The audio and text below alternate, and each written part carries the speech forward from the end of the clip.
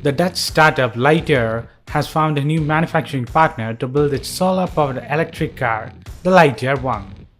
The Finnish contract manufacturer Valmet Automotive signed the letter of intent with the startup this week, and the two companies plan to start building prototypes together in early of 2022, with an eye on midyear for the beginning of production of nearly 1,000 vehicles. A second vehicle meant for mass production is yet to be announced. Lightyear was founded in 2016 by a team of engineers who competed together in the World Solar Challenge.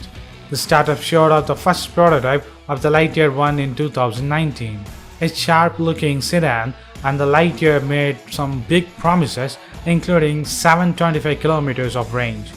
Lightyear also said the car would be extremely efficient and be able to generate about 12 km per hour with the solar cells embedded on the roof, effectively making it possible for owners to go long periods without charging. All of this will come at a price. The limited run Lightyear One cost around $165,000. The Lightyear said on Monday that it spent more than a year trying to find the right manufacturing partner before agreeing with Valmet.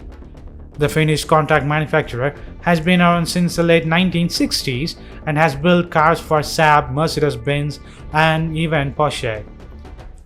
Using solar cells to power an electric vehicle is a tall task. The Lightyear has raised around $100 million to date, though roughly three-quarters of that funding has come in 2021. It's been building a big head of the steam.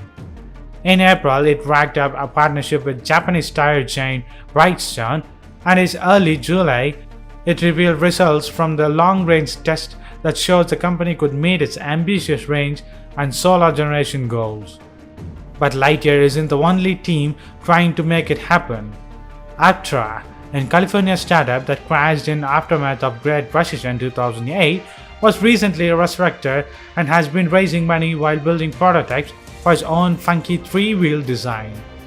The German startup Sono Motors is also working on a solar-powered electric car. So what do you think? Can the solar-powered EVs give a run for its money, competing with Teslas and Rivian cars?